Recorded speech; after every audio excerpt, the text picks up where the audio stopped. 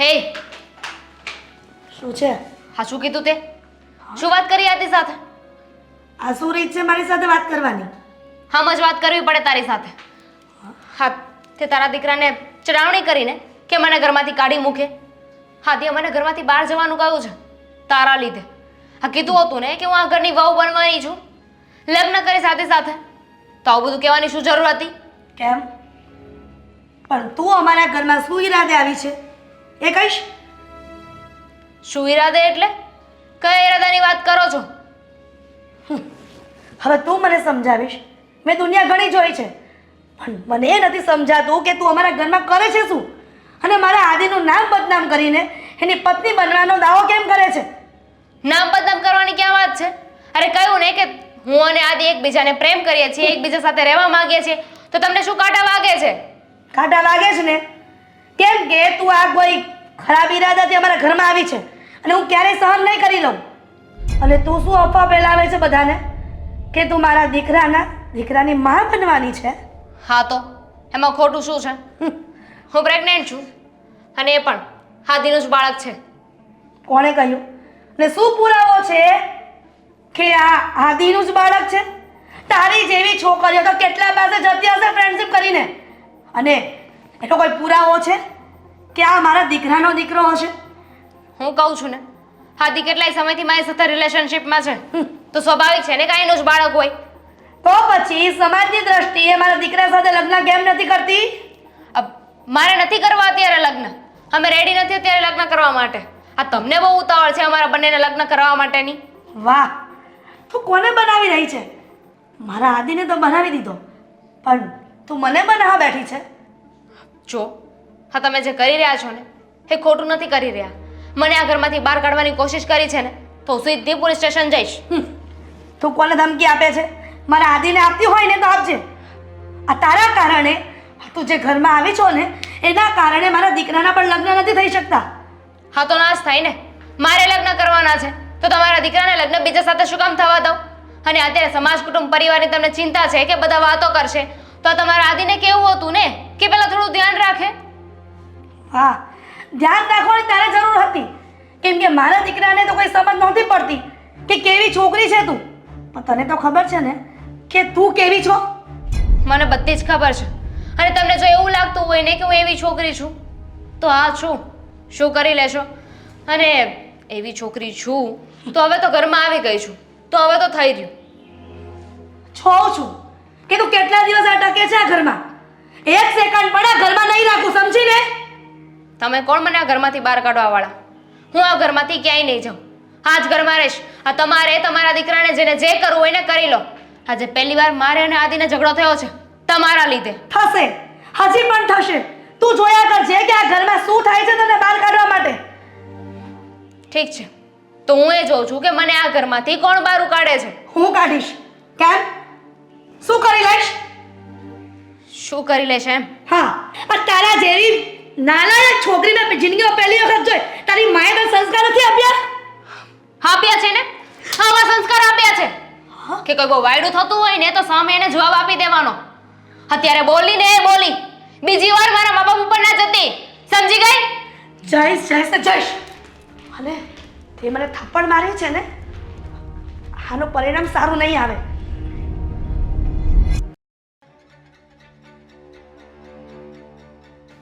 છોડ. હા શું છે ભાઈ? હા એક મિનિટ તું વચ્ચે નહીં બોલતો. એને મમ્મી સાથે બહુ ગેરવર્તન કર્યું છે, માફી માંગ. નહીં માંગુ. શું કામ માંગુ? આ તમારા મમ્મીએ પણ મારી સાથે બહુ સારું વર્તન નથી કર્યું. એ વડીલ છે ઘરના, એ ગમે તે કરે તો એટલે મજા આવે બોલવાનું? તું અમારા ઘરમાં આવીને અમારી પર જ હુકમ ચલાવીશ? હા, ચલાવીશ. છો. તો હા ખોટું કે ભાઈ? હા તમે લોકોએ કહ્યું હતું એટલા માટે મેં એને કીધું કે આ ઘરમાંથી જતી રહે, આપણે લગ્ન કરી લેશું, પછી આ ઘરમાં તને અપનાવી લેશે. ભૂલ થઈ ગઈ હતી અમારી, પણ અમને ભૂલ સમજાઈ ગઈ છે. આ છોકરી આપણા ઘરને લાયક જ નથી. મેં પહેલા તને કહ્યું હતું ને કે આ છોકરીને કહેજે લગ્ન કરી લે અને સાથે રહે. હવે નહીં, એ ઓપ્શન જ નથી. હવે આ છોકરી ઘરમાં નહીં રહે, અને એ ફાઇનલ ડિસિઝન છે. એના ઘરમાંથી અત્યારે જ કાઢી મૂકા દી. જવું કે ના જવું છે ને એ મારા હાથમાં છે. આ ઘર તારું નથી. કેમ મારું નથી? તો તારા એકનું પણ નથી. આ ઘર તારું અને આદિનું બંનેનું છે. જુએ છે ને આદિયા કઈ રીતના વાત કરે છે મારી સાથે, હાથ નીચે સમજાવી દે ને. હાથ નીચે લઈ લે. નહીતર શું કરીશું? ધમકી આપે છે મને આ. તમે આ જે રીતે એને લઈને આવ્યા છો એ વસ્તુ પણ ખોટી કહેવાય ને. ખોટી? સમજવું જોઈએ ને. એ વાત પણ ખોટી છે ને કે બંને દીકરાની માં ગદની વડીલ અને એની પર પારકી છોકરી હાથ ઉપાડે. શું? પૂછી લે આ છોકરીને મારી પર હાથ ઉપાડ્યો કે નહીં. આ ઉપાડ્યો સો વોટ? આ તમે છે ને બોલવામાં સોરી આ તે બોલવામાં છે ને કઈ લિમિટ નથી રાખી. મારા મા બાપ ઉપર જતી હતી, હવે તું જો ને અને તારા સંસ્કાર જો. આ તારા સંસ્કાર અહીંયા દેખાઈ રહ્યા છે, બરાબર છે? મને કહેતા પહેલા છે ને તું પેલા પોતાના દીકરાને જોઈ લે. અરે ઓ એક મિનિટ, મને કોઈ શોખ નથી રહેવું તારી સાથે. ઈચ્છતા હતા ને કે ના રહો આ ઘરમાં તો ઠીક છે, જાઉં છું. હું કોઈ તને પ્રેમ નથી કરતી, તારી સાથે પૈસા માટે હતી. પણ મને એમ હતું કે તું બહુ પૈસાવાળો છે, તારી સાથે રહીશ, ખુશ રહીશ. બટ એ મારી ભૂલ હતી. તું તો સાવ લુખ્ખો છે. આ તારા કરતા તો તારા ભાઈને પટાવ્યો હોત ને તો વધારે સારું હોત, કારણ કે તારું ઘર તો તારો ભાઈ ચલાવે છે, તે તો કઈ કર્યું નથી ને. અને હા, હવે તો બોલતી જ નહીં. એક લાફો પડ્યો, બીજો એ આંટી જઈશ. ખબર પડી ગઈ છે ને મારા સંસ્કાર કેવા છે, તો બીજો લાફો મારતા પહેલા વિચારીશ નહીં. બસ કર હવે. હા, જોઈ લીધું ને સાંભળી લીધું તારું બધું. મારી જ ભૂલ હતી કે હું તને પ્રેમ કરીને બેઠો ને આ ઘરમાં લઈને આવ્યો. મારા ઘરના સભ્યોને મેં હેરાન કર્યા, મારા ભાઈને હેરાન કર્યો, મારી માને હેરાન કરી.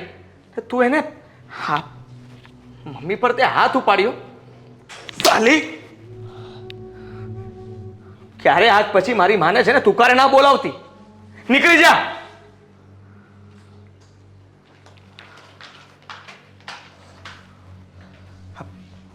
જોયું? મેં તને 1000 વખત સમજાવ્યો કે આ છોકરી તારા લાયક નથી, પણ ના, તમે તો પ્રેમમાં હતા ને. તમારા આંખે તો પ્રેમના પાટા બાંધેલા હતા. આ છોકરી તને સારી લાગતી હતી? કયા હિસાબે આ છોકરી તને સારી લાગતી હતી? એના વર્તન પરથી ચોખ્ખું દેખાઈ આવતું હતું કે આ તારા લાયક નથી. એકચ્યુઅલી આ તારા શું, આ કોઈ ઘરની વહુ બનવાને લાયક જ નથી. પણ એમાં વાંક એનો પણ નથી ને. લાયક તો તું પણ નથી કોઈનો જમાઈ બનવાને. લક્ષણો જોયા છે. એણે જે કર્યું ને એ તારો અરીસો હતો. તું જે રીતનું વર્તન અમારી સાથે કરતો હતો ને એનાથી એની હિંમત વધી કે આ ભાઈ તો એના મમ્મી અને ભાઈ સાથે આ રીતનું વર્તન કરે છે તો હું કરીશ તો શું વાંધો છે? એ તો મારી પાછળ પાગલ છે, હું જે કહીશ એ જ કરશે. કૂતરાની જેમ મારી પાછળ પૂંછડી પટપટાવશે. એટલે એની હિંમત ખુલી ગઈ અને મમ્મી પર હાથ ઉપાડ્યા છે. ભૂલ તારી જ છે આદિ, તારી જ છે. કેમ આદિ હજી પણ આંખ નથી ખોલતી? આટલી બધી વાત જાણીને પણ સમજાઈ ગયું. મારી જ ભૂલ છે કે મેં કોઈ દિવસ મોટા ભાઈને માન ના આપ્યું, તમને માન ના આપ્યું. આ ઘરમાં ગમે ત્યારે ગમે તેમ કરીને પૈસા લઈ જતો હતો અને એને પણ ઘણા રૂપિયા આપ્યા હતા મેં. પણ મને એમ હતું કે મને પ્રેમ કરે છે. આનાથી બહુ મોટી ભૂલ થઈ ગઈ. હું હંમેશા પૈસા જુગારમાં અને દારૂમાં ઉડાડતો હતો. મને એમ હતું કે તમે કમાવજો ને, આ ઘરની ચિંતા મેં ક્યારેય લીધી જ નથી. કોઈ દિવસ જવાબદારી સમજ્યો જ નથી કે મોટા ભાઈ તરીકે તમે આ ઘરને કેવી રીતે સંભાળ્યું, આ મહિનાનો ખર્ચો કેવી રીતે પૂરા કરતા હતા, આ લોકોના રૂપિયા કેવી રીતે ચૂકવતા હતા. મમ્મીએ મને ઘણી બધી રીતે સમજાવવાની કોશિશ કરી, તમે સમજાવવાની કોશિશ કરી, પણ હું ન સમજ્યો. હું હંમેશા પોતાનું જ વિચારતો હતો, એના સિવાય બીજું ક્યારેય મેં કંઈ નથી વિચાર્યું. પણ હવે હું આ ઘરમાં નહીં રહું. આ શું બોલે છે આદિ? આદિ તું ભાનમાં છે ને? હા, મેં એમ પણ આપણી આબરૂ તો રહેવા જ નથી દીધી ને. આ લોકો વાતો કરે છે આપણી. આ છોકરી આટલા દિવસથી ઘરમાં લાવ્યો હતો તો એ પણ વાતો કરતા હતા ને. ગાંડો થઈ ગયો છે તું? હવે હું ઘર છોડીને જતો રહીશ. આવું કઈ નહીં કરે તું. જેથી કરીને તમને લોકોને તું આવું કઈ નહીં કરે કીધું ને. આવું જ કરવું હોત તો પહેલા તને ના કાઢી મૂક્યો હોત. તને ખબર છે આપણા બંને વચ્ચે એટલો બધો ઉંમરનો ફરક નથી કે હું મોટો અને તું નાનો કહેવાય.